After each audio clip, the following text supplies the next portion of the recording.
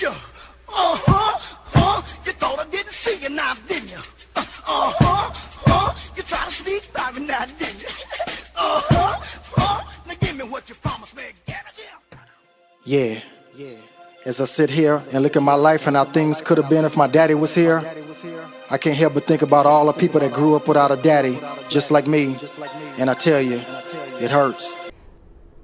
Good afternoon. We are here with Mr. Lance Shabazz talking about his book, Blood, Sweat, and Tears, The Nation of Islam and Me. Welcome. How are you? I'm fine. Thank you, Leila. So let's just dive right in. Yes. It was a lot in this book. So I'm going to ask different questions about different topics. You may have to rearrange the order. Yes, of course. Okay. The first thing was your family had businesses. Yes. Let's talk about the businesses your family had, and did you have those? Did your family have those because of the teachings of the Honorable Elijah Muhammad? Yes, I would say the Honorable Elijah Muhammad was responsible for my father, my uncles, and them going into business. My father worked as a barber, had his own barber shop. My uncle also owned a barber shop, and another uncle owned a construction company. And these were major brothers who worked inside the Nation of Islam. My uncle joined the nation in 1954 after he came home from the Korean War. My other uncle joined in in the mid-50s, I would say, same with my father. My grandmother came along around that period too, around 56, 57. And they were all registered Muslims, followers of the Honorable Elijah Muhammad. And the businesses, the Honorable Elijah Muhammad taught us, self-sufficiency and to do for self. And during that period of time, you would have found most of the Muslims doing something for themselves. My uncle first worked with a brother named Jackie, and it was Jackie and George Barbershop that was in Brooklyn. And in January the 1st of 1960, he moved to Wyandanch and opened up the barbershop there at 1533 Straight Path Road in Wyandanch, and later 1305 Straight Path Road. And I want to say this, my family were good contributors to the Nation of Islam in the early years. There's a masjid right now, which was the barbershop. My uncle and my father were the original ones who donated it to the community. And that's right out there again, 1305 Straight Path Road. And, Minister Farrakhan had moved into the home of Malcolm X, which was in East Elmhurst, after the firebomb. It was my uncle who had the construction company and Brother Robert who did the work. And my uncle told me the many nights he spent over there at the home, even after Minister Farrakhan and his family moved in, putting the gold, different things he would explain to me that he was doing into the home. So they were major contributors. And moving a little further, the reason I wanted to write this book was because Blood, Sweat, and Tears, The Nation of Islam and Me, is because there's so many people who have done so much great work in the Nation of Islam, and they are told basically, just keep it to yourself, it doesn't mean anything. And I felt that as a young child, I loved the Nation of Islam from age 7, 8. I would collect the newspapers, cut out articles, and just anything that was pertaining toward the Nation of Islam. I kept, from a young child, I knew the ministers during that time in New York. Minister Farrakhan actually came in 1965, but I knew the minister before him. I knew the local ministers that was there, Louis 6X Sims and others who were the ministers in the Nation of Islam. Yes. Like, you always want to give a nice, some thought and then pause it so people can. Okay. You know what I always found interesting? Yes. What your family, back in the day when they had their businesses, were they able to read and write? I always found it interesting what Elijah Muhammad or the early nation, not real early, but the nation was able to build with people who were, in a lot of cases, illiterate. Well, my father only completed the 7th grade of education, and my uncle may have made it to high school. I don't think he graduated from high school.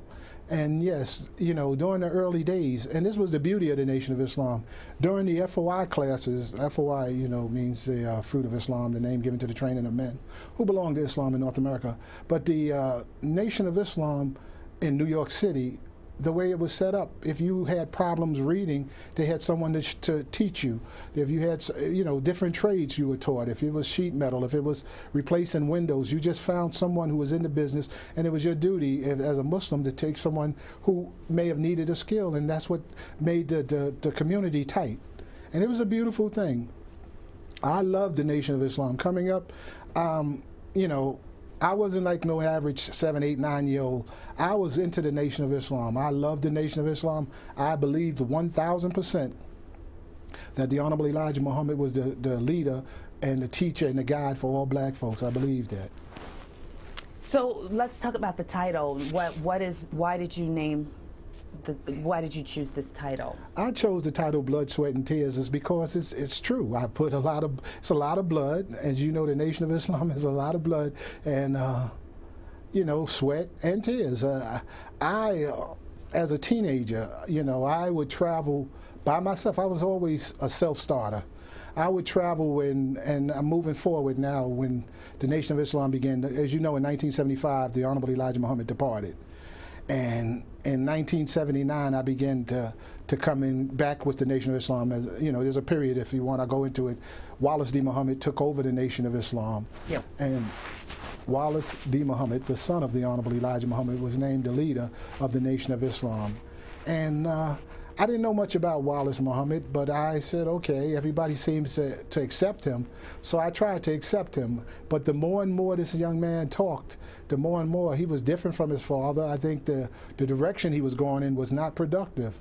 And so I stayed around for 3.5 years, maybe close to 4 years with him.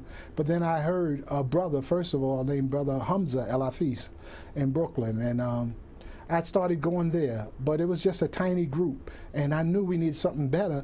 And then I heard Minister Louis Farrakhan speaking in 1979 at Howard University. And they used to play a radio broadcast on WNJR on Saturday evenings, and that was 1430 on AM dial. And I took down the number, 778-5991, I believe the number was. And it was the number of local minister, Linwood X. And I was told that they meet at the Harlem State Office building. And so I was passing through there one day with about 4 other brothers. And I saw him get out the car. He had a Seville, and I saw him get out the car and didn't know that he was the minister, but I saw some brothers that was the Nation of Islam. I know the look. And so I said, let's go check it out, brothers. And the brothers that I was with were what we would call Bilalians. They were followers of Imam W.D. Muhammad. And but we went up there, and they was tapping me like they wanted to get out of here, but I was caught. I was caught in the teaching because that's what I was longing for. And it wasn't a large crowd, but what the brother was saying, I related everything, and it just reminded me of the times that I came up. When I came up as a little child, as I said, I used to hear my father, I would know when he was in the temple because the way he bear witness, he would always say, you better listen, that's right. And so when I began to work back with Minister Farrakhan, I used to say the same thing. Nobody knew why I was saying it, but that was in honor of my father. Because I was like, you better listen, And that was just something that I did as a child, and I just thoroughly enjoyed it. And so when the nation was coming back, I decided that I was going to stand there because my family all had gone with Wallace D. Muhammad's group, and I wanted to prove that our direction was right. And Minister Farrakhan, again, at that time, started to rebuild the Nation of Islam, he said, in 1977, but I remember him being on Randall's Island in 70. I actually saw him those years that he said that he was in exile. I saw him in 75, 76, 77, 78. We saw him. He was in New York on many occasions. He spoke at Randall's Island, September of 77, the month that he said that he had arisen. But sorry, because I don't want you to keep going because I want to ask you some questions, and then I can't ask the questions because you'll touch on it, and then we can't go back to it. Let's go. Okay, so as the Nation of Islam, when you say the Nation of Islam and me, and blood, sweat, and tears. Again, let me just say this. Okay, because I want to go somewhere. We're gonna go with that. Okay, right, but when I say the Nation of Islam, the blood, sweat, and tears, the Nation of Islam and me, as I was saying earlier, I'm a self-starter. I used to, at the time, work for the United States Postal Service. I would get in my car after getting off work 3:30. I would go to this instant printing place and print up the flyers that if Minister Farrakhan was speaking in Bridgeport, Connecticut, if he was speaking in the areas that's nearby, I would run off, pay to get the printing of the flyers, and I had this, this wallpaper stuff that I used to go and plaster up the sign. No one told me to do it, but I wanted the nation to come back that bad. So when I say sweat, that was sweat. There were many times I would be out at night and go right back to work. And when you have to deliver mail, climbing those steps, making all of those deliveries, it was rough. It was very rough, but I knew that hard work, it spells success by spelling hard work. So I knew that. And so I say that's the sweat that went in part of. The tears is we can address later because, but the blood is, we've seen people go to jail for things that a lot of Muslims, there's some sitting in prison today for something that happened in the 60s, 70s. Yes. So also, if someone may not have had your personal experience inside of the nation, it still looks like whenever I meet somebody who's been through at certain years, then I'm like, wow, you've been through the death or departure of Malcolm, Elijah Muhammad himself, now Wallace D, or not even their deaths, but just all these transitions. This one's in, now he's out. This one's good, now he's bad. Muhammad Ali, and things like that. So how did those, what would be outer big public fallouts and events affect you personally? Well, I was blessed to see and hear Muhammad Ali not only box, but to see him teach in the mosque. I was blessed to see that. I was blessed to see Minister Farrakhan many times teach, the teachings of the Honorable Elijah Muhammad at our mosque in Manhattan and in Corona and Brooklyn as well as the Bronx. But I was always blessed to see these individuals. The Honorable Elijah Muhammad I never saw in person. I never saw. When he came in 1964, June the 28th, there was a hostile time, and I believe, honestly, that's the reason my father didn't take us that day, because there was the controversy. Malcolm had a showdown with the Honorable Elijah Muhammad to see who could attract more. I didn't understand it at the time, but later on, now I do.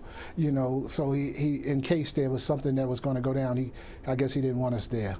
So, but I never got to see the Honorable Elijah Muhammad in person. I've got to hear his tapes when he would send letters back and that was read to us. I was able to hear that, but no, I was never able to see the Honorable Elijah Muhammad. But each one of their deaths affected me. Malcolm didn't affect me, to be honest with you.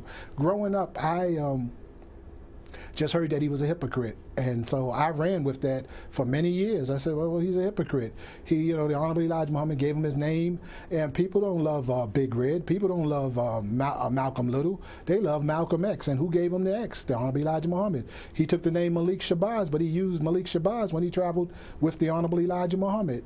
And I have supporting documentations to substantiate all of this, but Malcolm X didn't mean anything to me. Never did until later on when I started re-examining things, and then it affected me, and I said, you know what, we have to tell the truth. We have to tell the truth. One thing I don't like is the hiding of things, hiding the truth. I don't like that, because if this nation is to stand, it has to stand on a principle, and you can't just keep telling lies. And I say that when we move to the Honorable Elijah Muhammad and his passing, the believers in New York was never told the Honorable Elijah Muhammad. We heard it on the news, but I called the mosque, and they said, don't be careful of when someone unrighteous gives news to you. So I said, fine. The believers who took the plane out to go to Savior's Day, they were not told the Honorable Elijah Muhammad was passed until the plane landed in Chicago. Then Minister Larry Ford Prescott and they made the announcement that the Honorable Elijah Muhammad had passed. So why be deceptive? I don't like things like that. We were told the Honorable Elijah Muhammad was still alive later on. For how long? Yeah, that's what I wonder. But we were told that the Honorable Elijah Muhammad, and we could move forward on that now. Minister Farrakhan started introducing things that didn't make sense. And so when I say blood, sweat, and tears, the tears is because, listen, I'm in the Nation of Islam, but I can't ask questions. It doesn't make any sense. But now I chill like that. Don't take life for granted, because they'll never come back. They're gone forever, and there's no getting them back.